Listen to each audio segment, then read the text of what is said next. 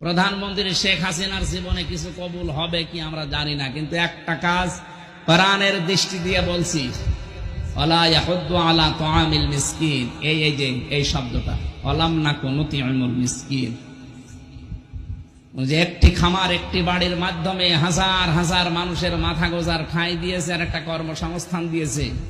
এই কাজটা কোরআনে কারিমের সূরা মুদ্দাসসিরের আয়াত অনুযায়ী হয়েছে। আল্লাহ যেন এটা কবুল করেন, বলে না আমি। 560টার উপরে মসজিদ বানিয়েছে। আরে মন্দির তো বানায়নি, ভালো কাজ যেই করুক তার প্রশংসা করা লাগবে। 560টার উপরে যে মসজিদ বানিয়েছে, যদি মন্দির বানাতো শিরিক হইতো? কথা বলে না কেন? অন্তত শিরিক থেকে বাঁচিয়ে আল্লাহকে সেজদা দেওয়ার তো একটা ব্যবস্থা করেছে। বলে না, ও মসজিদে গেলে সেজদা তো হবে।